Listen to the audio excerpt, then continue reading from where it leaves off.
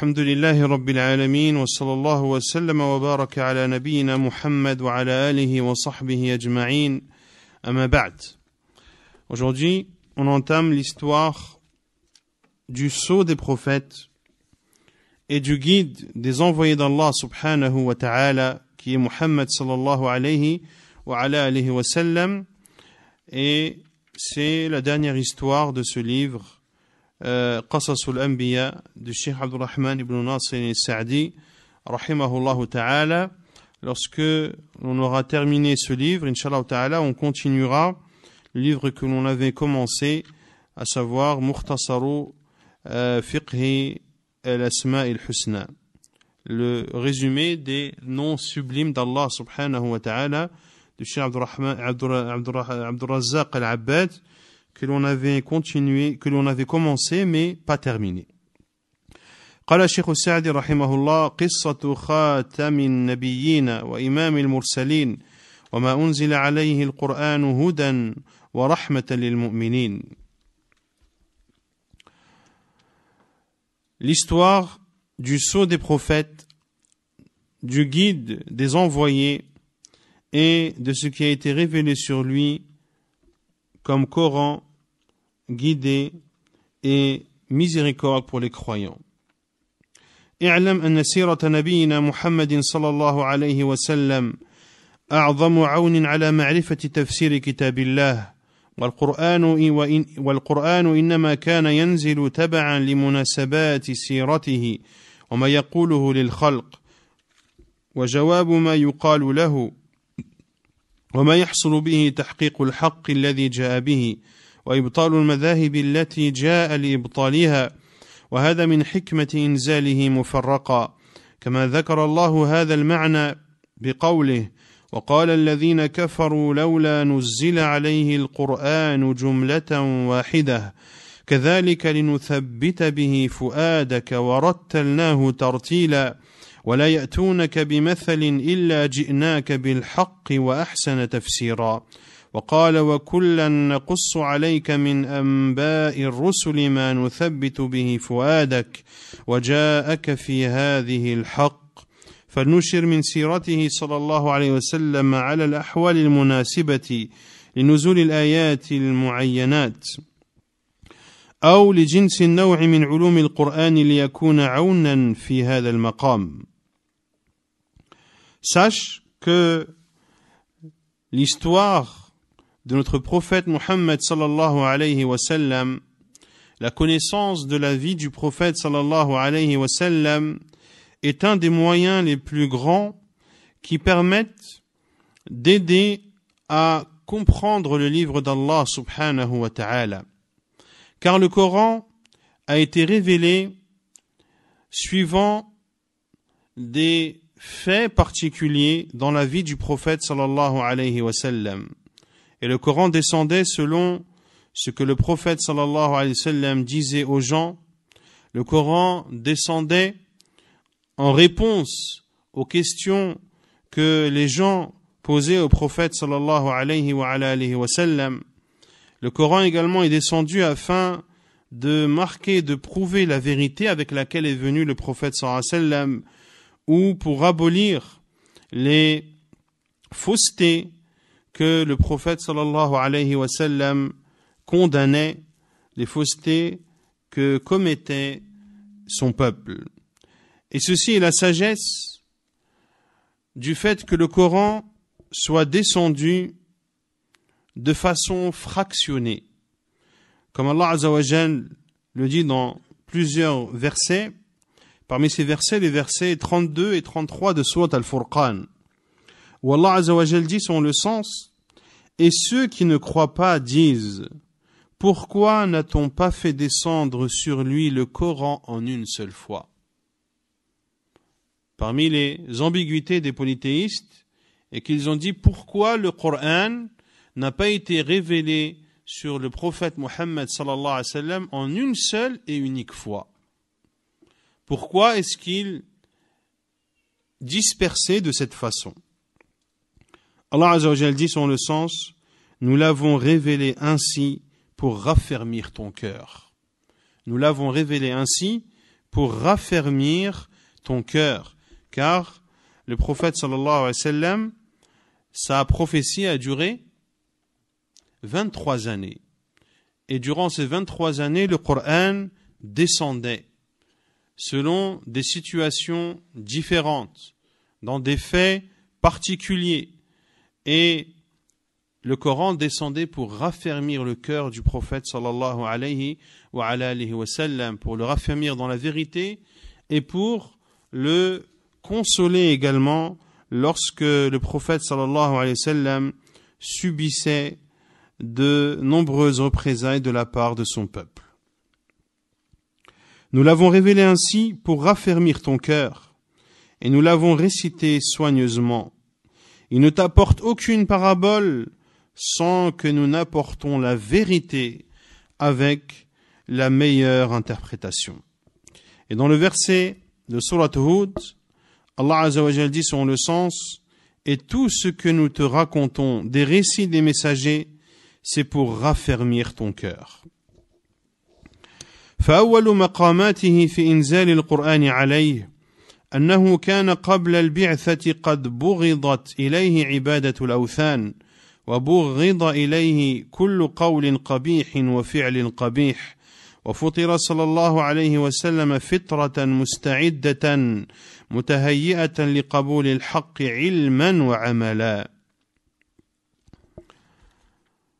والله تعالى هو الذي طهر قلبه وزكاه وكمله، فكان من رغبته العظيمة فيما يقرب إلى الله أنه كان يذهب إلى غار حراء الأيام ذوات العدد ويأخذ معه طعاما يطعم منه المساكين ويتعبد ويتحنث فيه، فقلبه في غاية التعلق بربه، ويفعل من العبادات ما وصل إليه علمه في ذلك الوقت الجاهلي الخالي من العلم، ومع ذلك فهو في غاية الإحسان إلى الخلق. Le prophète sallallahu alayhi wa sallam, avant qu'il ne devienne prophète, l'adoration des statues et des divinités en dehors d'Allah Azza wa Jal était détestée chez le prophète sallallahu alayhi wa sallam. Et le prophète sallallahu alayhi wa sallam détestait toute parole vulgaire et tout acte vulgaire également. Ainsi, le prophète sallallahu alayhi wa sallam était doté de qualités qui le préparaient à accepter la vérité et à la mettre en pratique. Allah subhanahu wa ta'ala, c'est lui qui a purifié le cœur de Muhammad sallallahu alayhi wa sallam. Et parmi les choses qu'aimait faire le prophète sallallahu alayhi wa sallam afin de se rapprocher d'Allah, et qu'il aimait se rendre dans la grotte de Hira et d'y rester plusieurs jours. Il prenait avec lui, sallallahu alayhi wa sallam, de la nourriture.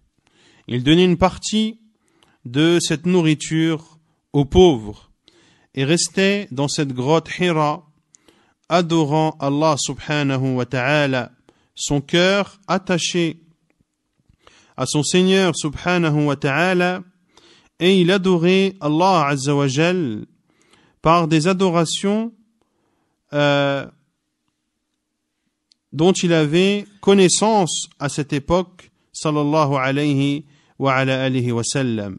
Une époque dans laquelle le prophète sallallahu alayhi wa sallam n'avait pas beaucoup de science, mais malgré cela, il était extrêmement généreux envers les créatures. فلما تم عمره 40 سنة وتمت قوته العقلية وصلح لتلقي أعظم رسالة أرسل الله بها أحدا من خلقه، تبدى له جبريل صلى الله عليه وسلم فرأى منظرا هاله وأزعجه، إذ لم يتقدم له شيء من ذلك، وإنما قدم الله له الرؤيا التي كان لا يرى رؤيا إلا جاءت مثل فلق الصبح. Lorsque le prophète sallallahu alayhi wa sallam eut atteint les 40 ans, et que sa moralité avait atteint son apogée, sallallahu alayhi wa sallam, et qu'il était prêt à recevoir le plus immense des messages qu'Allah subhanahu wa ta'ala n'a jamais envoyé à une quelconque créature, Jibril alayhi salam s'est manifesté au prophète sallallahu alayhi wa sallam. Le prophète alayhi salatu wa salam, lorsque Jibril alayhi salam s'est manifesté à lui, cela l'a effrayé. Et il n'a jamais vu une chose pareille. Mais ce qu'il voyait, c'était des rêves qu'Allah subhanahu wa ta'ala faisait en sorte qu'il voit, et le rêve qu'il voyait dans la nuit se réalisait le matin.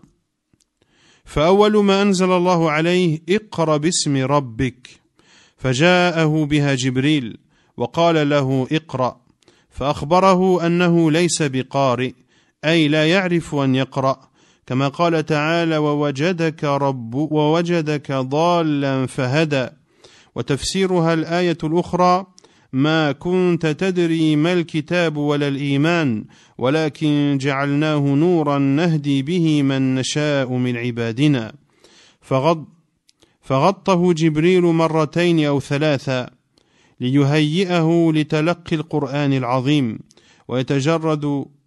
ويتجرد قلبه وهمته وظاهره وباطنه لذلك فنزلت هذه السورة التي فيها نبوته صلى الله عليه وسلم وأمره بالقراءة باسم ربه وفيها أصناف نعمه على الإنسان بتعليمه البيان العلمي والبيان اللفظي والبيان الرسمي فجاء بها إلى خديجة ترعد فرائسه من الفرق وأخبرها بما رآه وما جرى عليه فقالت خديجة رضي الله عنها أبشر فوالله لا يخزيك الله أبدا إنك لتصل الرحم وتقري الضيف وتحمل الكل وتكسب المعدوم وتعين على نوائب الحق أي ومن كانت هذه صفته فإنها تستدعي نعما من الله أكبر منها وأعظم وكان هذا من توفيق الله لها ولنبيه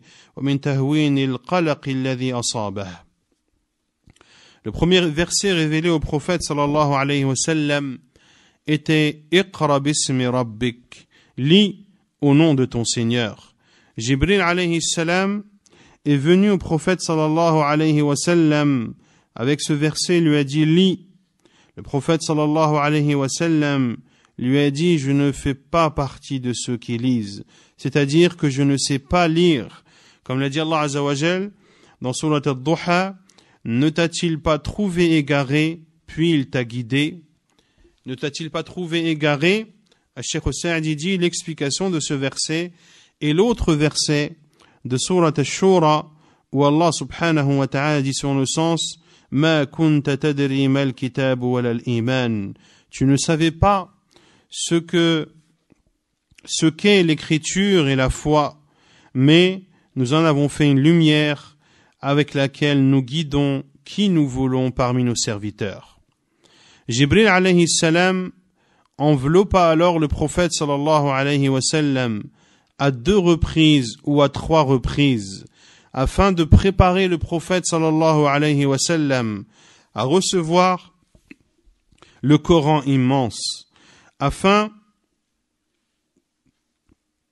de préparer son cœur et la détermination du prophète sallallahu alayhi wa sallam à recevoir la révélation d'Allah. Ainsi, cette sourate est descendue sur le prophète sallallahu alayhi wa sallam, la sourate après laquelle le prophète sallallahu alayhi wa sallam est devenu prophète. Pour cela que les savants disent que le prophète sallallahu alayhi wa sallam nubbi'a bi iqra, que le prophète sallallahu alayhi wa sallam est devenu prophète lorsque Allah Azza wa Jal lui a révélé Surat Iqra, Surat Al-Alaq.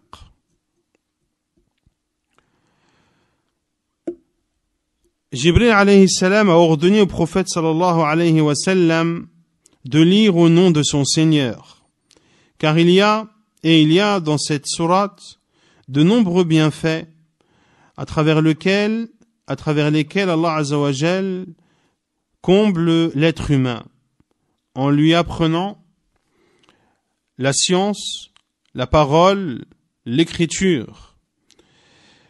Le prophète alayhi salatu wassalam est venu à Khadija, tremblant de peur alayhi salatu wassalam. Et il a informé Khadija de ce qu'il a vu sallallahu alayhi wa sallam et de ce qui s'est passé dans cette grotte. Khadija radiyallahu anha lui a dit: je t'annonce la bonne nouvelle. Par Allah, Allah ne t'humiliera jamais, car tu noues les liens de parenté, car tu honores l'invité, car tu portes le fardeau des gens, car tu aides le démuni et tu assistes les gens dans leurs affaires. Wa tu'inu ala nawa'ib al-haqq. قال الشيخ السعدي أو قيل في شرح النووي شرح المسلم للإمام النووي نوائب الحق الحوادث الجارية على الخلق. Donc tu aides les gens dans les situations qui les touchent. Et celui dont les caractéristiques sont ainsi mérite de recevoir des bienfaits d'Allah Azza wa Jal bien plus grands. Celui qui aide les gens de cette façon et qui est à leur service mérite de recevoir de la part d'Allah Azza wa Jal des bienfaits bien plus grands que ceux qu'il procure et ceux qu'il donne aux gens. Et ceci est une facilité qu'Allah Azza wa Jal a accordée à Khadija, une facilité dans la compréhension et dans la raison, et également et c'est une facilité pour le prophète sallallahu alayhi wa sallam. Et ces paroles de Khadija radiyallahu anha au prophète sallallahu alayhi wa sallam ont permis d'apaiser le prophète sallallahu alayhi wa sallam et de réduire sa peur. وبهذه السورة ابتدأت نبوته ثم فتر عنه الوحي مدة ليشتاق إليه وليكون أعظم لموقعه عنده وكان قد رأى الملك على صورته فانزعج فجاء إلى خديجة أيضا ترعد فرائسه فقال دثروني دثروني فأنزل الله عليه يا أيها المدثر قم فأنذر وربك فكبر وثيابك فطهر والرجز فاهجر الآيات.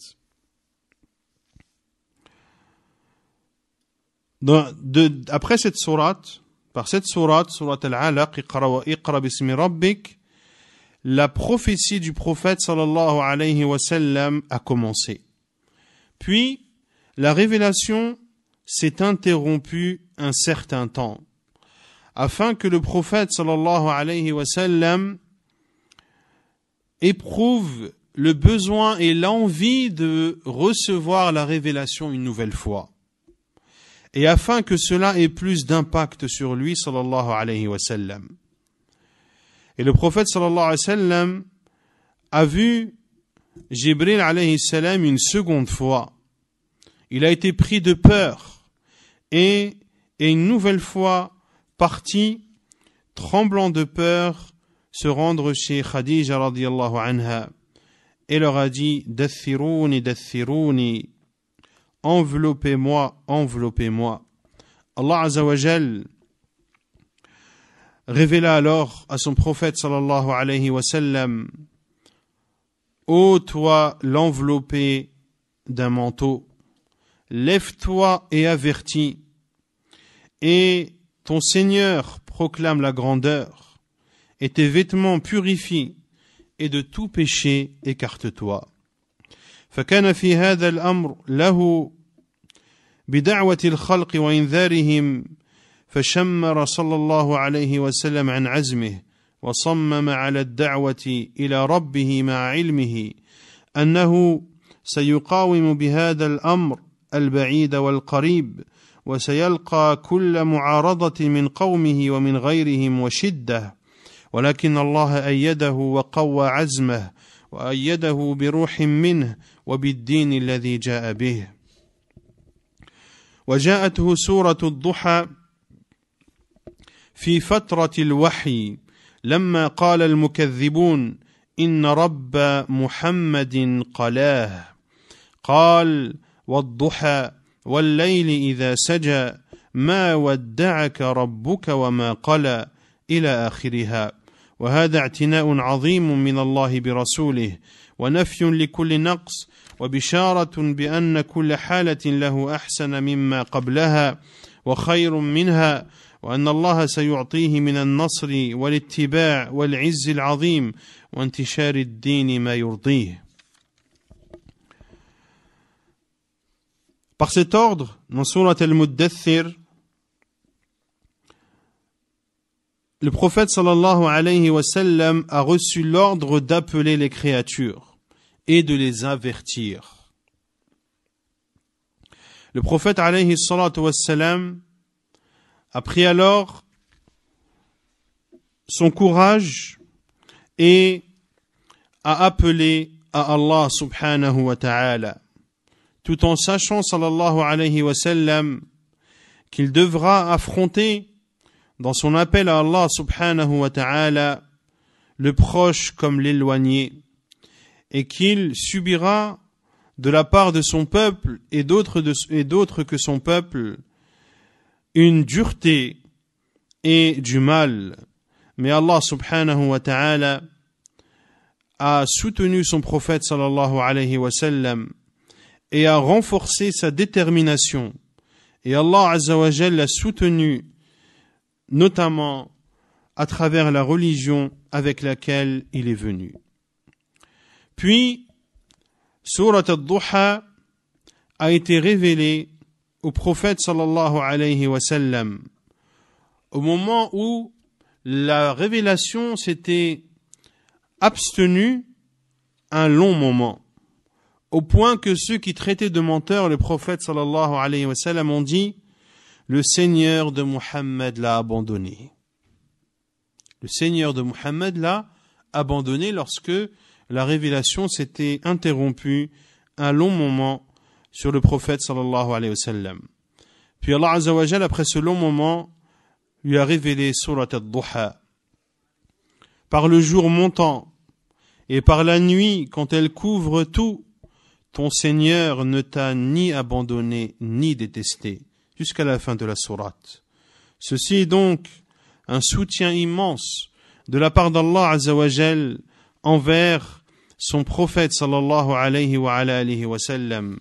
Et c'est une bonne nouvelle que lui annonce Allah subhanahu wa ta'ala, et à travers laquelle le prophète sallallahu alayhi wa sallam savait que les choses allaient s'améliorer et qu'Allah subhanahu wa ta'ala allait lui accorder la victoire et que les gens allaient le suivre et que sa religion allait se propager. فكان أعظم مقامات دعوته إلى التوحيد الخالص والنهي عن ضده. دعا الناس لهذا وقرره الله في كتابه وصرفه بطرق كثيرة واضحة تبين وجوب التوحيد وحسنه وتعيينه طريقا إلى الله وإلى دار كرامته، وقرر إبطال الشرك والمذاهب الضارة بطرق كثيرة احتوى عليها القرآن وهي أغلب السور المكية. Parmi les plus grandes positions du prophète sallallahu alayhi wa sallam dans son appel, l'appel au tawhid et l'interdiction de son contraire, à savoir le polythéisme.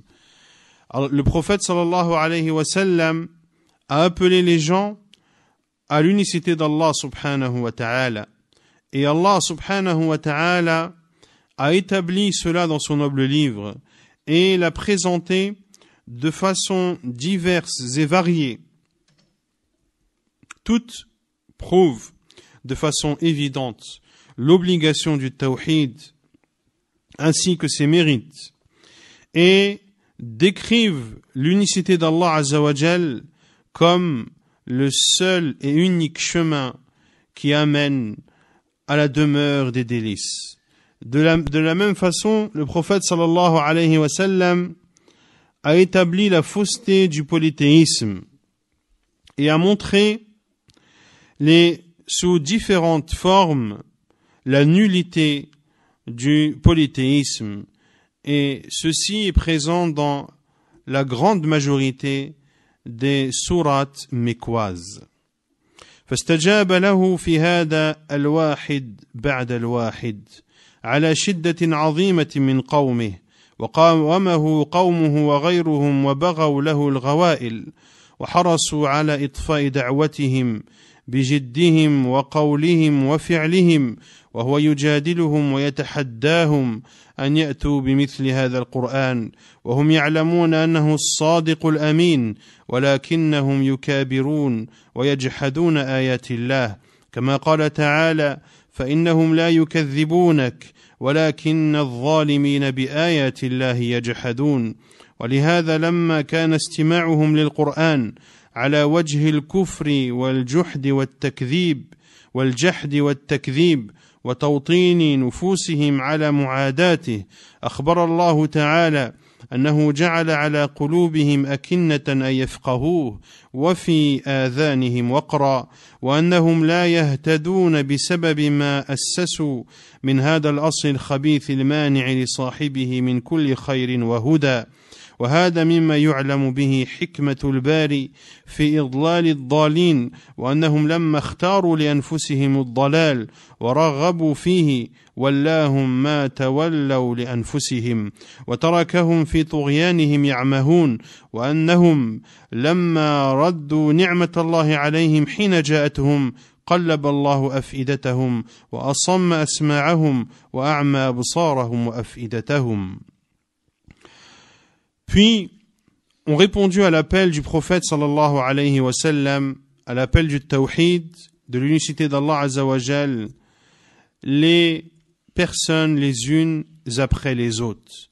Malgré l'immense mal que subissait le prophète sallallahu alayhi wa sallam de la part de son peuple l'ont affronté et ont causé énormément de préjudice au prophète sallallahu alayhi wa sallam. Ils ont tenté par tous les moyens d'éteindre l'appel du prophète sallallahu alayhi wa sallam. Et le prophète alayhi salatu wa sallam débattait avec eux et les défiait d'apporter des paroles similaires à ce Coran. Ces polythéistes qui savaient pertinemment que le prophète sallallahu alayhi wa sallam était le véridique, le digne des confiances, mais ils étaient pris d'orgueil et rejetaient les signes d'Allah. Comme l'a dit Allah Azza wa Jal, or vraiment, ils ne croient pas que tu es un menteur, mais ce sont les signes d'Allah que les injustes renient. C'est pour cela que lorsque leur écoute du Coran était une écoute basée sur la mécréance, sur le reniement, sur le fait de traiter de mensonge ce Coran, et lorsqu'ils persistaient à contredire et à combattre le prophète sallallahu alayhi wa sallam, Allah Azza wa Jalla nous informe qu'il a mis un voile dans leur cœur et qu'il a mis une lourdeur dans leurs oreilles.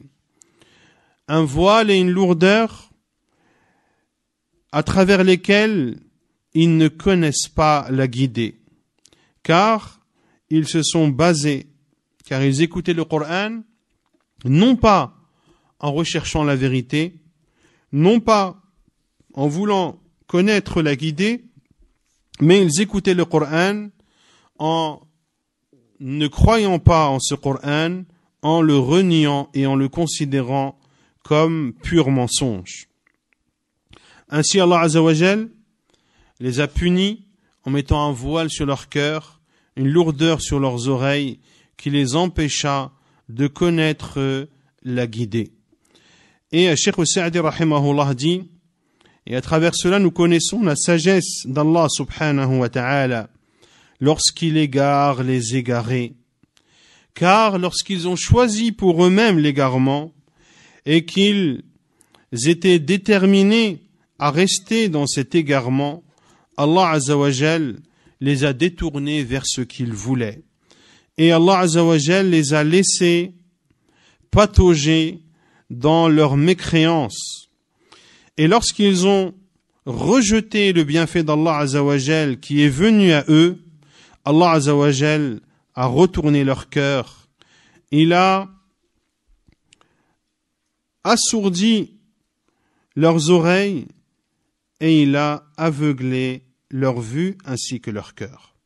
ونكتفي بهذا القدر وسبحانك اللهم وبحمدك أشهد أن لا إله إلا أنت أستغفرك وأتوب إليك.